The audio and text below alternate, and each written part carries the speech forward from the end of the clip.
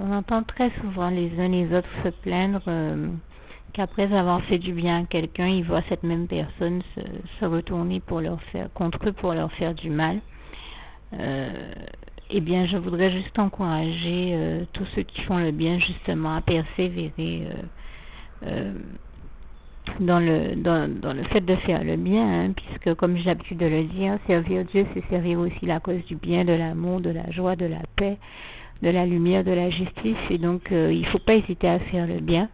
Et même quand on voit d'autres se retourner contre soi et devenir méchants, il ne faut pas perdre de vue que, comme il est écrit en Romains 14, verset 12, chacun rendra compte à Dieu pour lui-même. Et si ces personnes ont décidé de devenir méchantes et de vous rendre le mal pour le bien, eh bien, faites confiance à Dieu qui vous fera justice, mais ne vous laissez surtout pas entraîner par ces personnes à tomber dans l'écueil et le piège du diable qui veut vous faire devenir mauvais, mais ne le suivez pas, ne l'écoutez pas, ne croyez aucun de ses mensonges, ne suivez aucun de ses serviteurs et encore moins lui-même en enfer.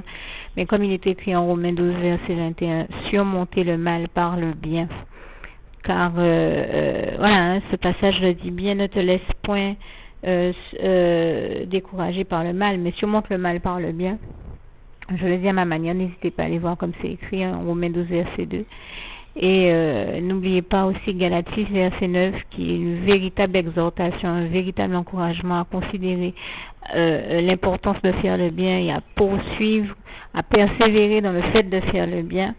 Galatie verset 7 à 10, donc, et je fais allusion à ce passage qui dit « Ne nous lassons point de faire le bien, car autant convenable, si nous ne nous relâchons point, nous recevrons une grande récompense. » Et je rends grâce et gloire à Dieu qui nous apporte toujours réconfort et récompense après l'effort, et toute la gloire lui en revient. Donc faites confiance à Dieu qui saura vous bénir et vous faire justice. Tant pis pour ceux qui ont décidé de devenir mauvais.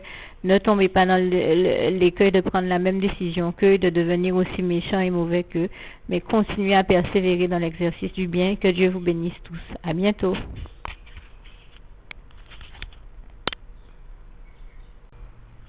Je tiens à rajouter juste une petite précision à tout ce que je viens de vous dire. Quand vous faites du bien à quelqu'un et que vous voyez cette personne subitement en retour vous faire du mal ou adopter une position qui est contre vous, ou des paroles qui sont contre vous, des médisances, des critiques négatives. Je ne parle pas de critiques constructives, je parle de critiques négatives. Ne tenez pas contre eux, mettez ça sur le compte du diable, car il ne faut pas perdre de vue que c'est lui qui pousse les gens à devenir méchants, parce que c'est lui en réalité qui est la source de toute cruauté, de toute méchanceté. Nous savons qu'il ne se tient point dans la vérité, qu'il n'y a aucune vérité, aucune bonté en lui, comme il est écrit en Jean 8, versets 41 à 47, voire 48. Nous savons qu'il est le père du mensonge.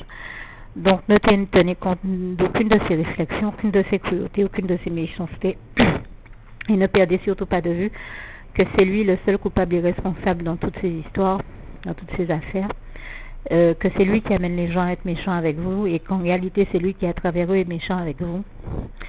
Donc le seul coupable incriminé dans cette affaire, c'est le diable et nul autre.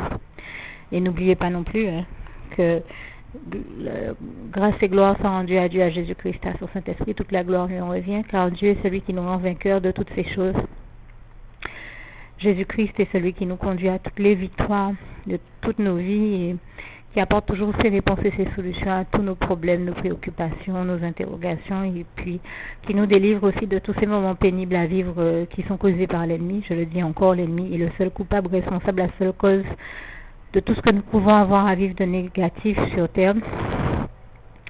Et malheureusement, il choisit d'œuvrer dans ces cas-là à travers les personnes que nous aimons le plus, ou à qui nous faisons du bien pour nous faire du mal. Et son but est de nous décourager, de continuer à faire le bien. Mais encore une fois, je vous invite à persévérer dans la marche par la foi avec Dieu Jésus-Christ et son Saint-Esprit, par la foi en Jésus-Christ bien sûr, et à persévérer à faire le bien et à ne pas perdre de vue que comme il est écrit donc en Romains 8 verset 37, mais en toutes ces choses nous sommes plus que vainqueurs par celui qui nous a aimés, Jésus-Christ, et toute la gloire en revient à Dieu, à Jésus et à son Saint-Esprit.